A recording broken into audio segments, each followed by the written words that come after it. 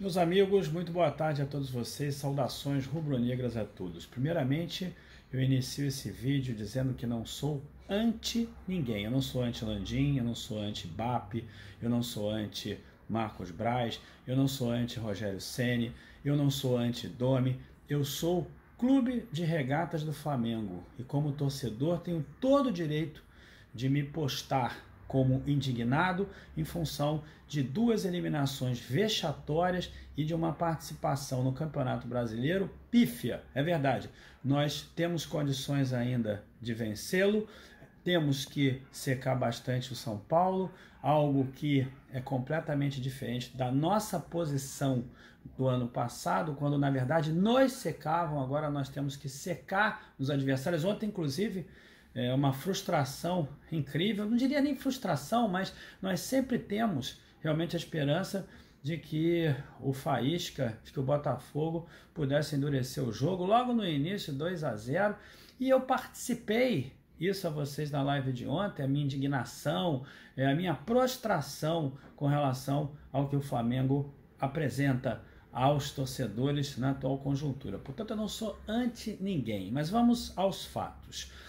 Vamos começar com um recorte de sábado passado para cá. O Flamengo conseguiu vencer o Faísca no sufoco, 1-0. Eu quero lembrar vocês que o nosso principal adversário no Campeonato Brasileiro ontem passeou pelo Faísca, ganhou com muita facilidade, ganhou de 4-0 e podia ter sido muito mais. E o Flamengo conseguiu ganhar o jogo, é verdade, 3 pontos, importante, uma vitória. Logo depois daquela eliminação vexatória contra o Racing, foram 3 pontos, nos deixaram no páreo ainda, mas o nosso jogo foi muito ruim e emite pistas claras de que precisa melhorar para que nós possamos ser campeões. Então, a vitória contra o Botafogo, ela foi importante, nos deixou no páreo, mas nós sabemos muito bem que não foi um bom jogo, muito pelo contrário, podíamos até ter perdido para o Botafogo. Isso é um sinal que não é mais de alerta, é um sinal de perigo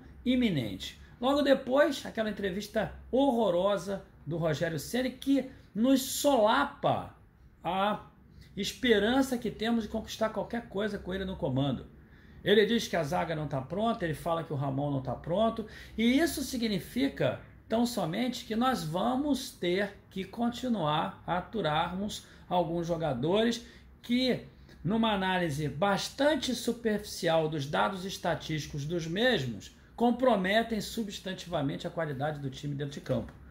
Então, nós vamos ter que aturar o Gustavo Henrique, vamos ter que aturar o Léo Pereira, vamos ter que aturar o René, ou seja, jogadores que há muito comprometem as boas atuações do Flamengo, que nos permitiriam estarmos numa situação conjuntural diferente daquela. Então a entrevista do Rogério Ceni foi pífia e você inicia a semana sempre observando a tabela do São Paulo, quando na verdade o ano passado não era isso que nós fazíamos. Nós nos preocupávamos muito conosco, é verdade, tentávamos secar o Palmeiras também para que nós nos distanciássemos, mas a preocupação que nós tínhamos era conosco, com o time do Flamengo. Todos queriam assistir aos jogos do Flamengo, todos, não somente para secar o Flamengo, mas, como eu disse ontem, para se deleitarem com o excelente futebol que o Flamengo apresentava. Pois bem, ontem, meus amigos, depois de uma semana, mais de uma semana, sem que o Flamengo se manifestasse oficialmente sobre aquela eliminação contra o Racing, aquela vergonha que aconteceu, fomos eliminados nas quartas de final. Quero lembrar vocês, nas oitavas de final, perdão, quero lembrar vocês aqui que dia 30 de janeiro tem uma final aqui no Rio de Janeiro, no nosso campo. Nós cantamos sempre o Maraca é nosso campo, e alguma outra torcida vai comemorar no nosso campo a vitória no título da Libertadores. Então, aquela eliminação vexatória ficou uma semana despistada, uma semana sem nenhuma manifestação, como estamos até agora, de qualquer dirigente do Flamengo. Não se manifestou, só querem se manifestar quando o Flamengo ganha, quando está numa boa fase. Aí aparecem na mídia destilando arrogância, humilhando todos os stakeholders do Flamengo, todos aqueles que influenciam o Flamengo, mas quando perde ninguém se manifesta.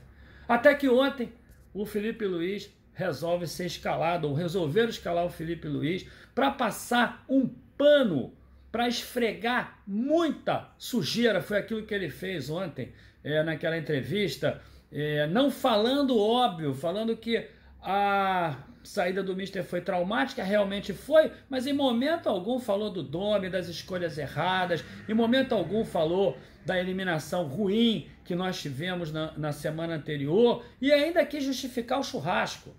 Porque para mim, meus amigos, churrasco é comemoração.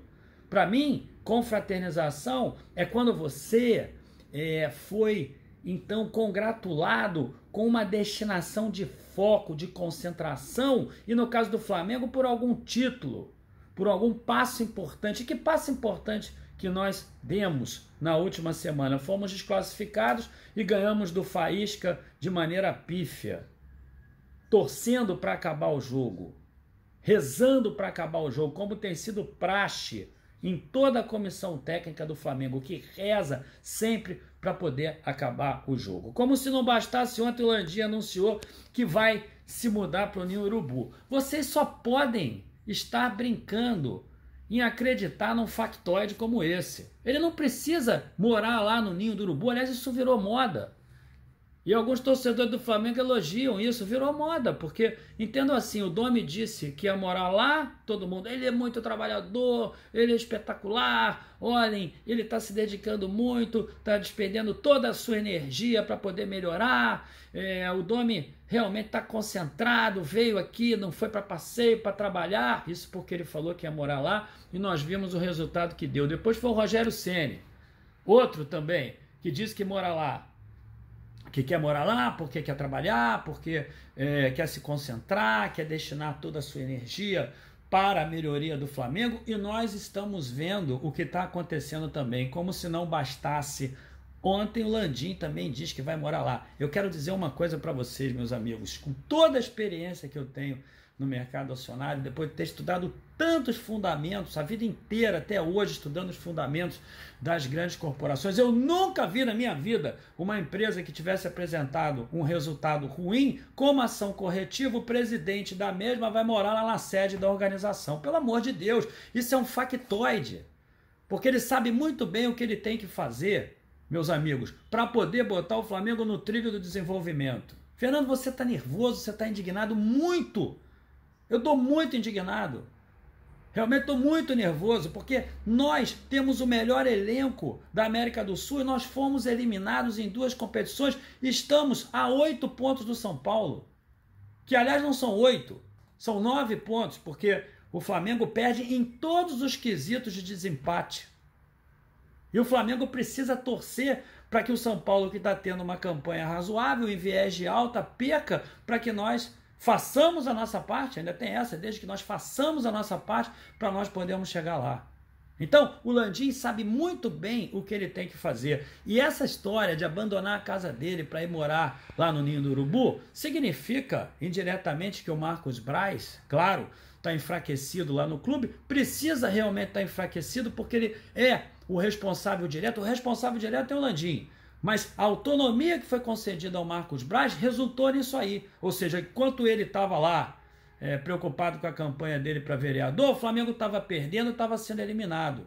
Enquanto ele estava preocupado nas articulações da sua campanha para vereador, o Flamengo estava lá com um treinador que tinha que ter sido substituído desde aquele jogo contra o Atlético de Goiás, que o Flamengo perdeu de 3-0. Quanto mais depois, meus amigos, que perdeu de 5-0 lá no Equador. Uma verdadeira vergonha. E 2 dias depois ele deu uma entrevista lá no Equador dizendo que estava muito satisfeito com aquele trabalho. E só demitiu o Domi porque estávamos a 1 semana da eleição para vereador e eu não tenho dúvida, ele ficou com medo de perder votos ali em função daquela derrota do Flamengo, porque todo mundo sabe que ele apoiou a sua campanha no Clube de Regatas do Flamengo. Ele usou os resultados, a notoriedade dele como vice-presidente do Flamengo para poder se eleger. E ele ganhou o mandato. E nós ganhamos o quê? Nós não ganhamos nada. Nada. Então, essa história, meus amigos do Landim, se mudar para lá, vocês vão cair nessa Nós somos macacos velhos. Nós vivemos Flamengo a vida inteira. Ele não precisa ir para lá para tomar as medidas corretivas para que o Flamengo entre no trilho do desenvolvimento, a começar por planejar o ano de 2021.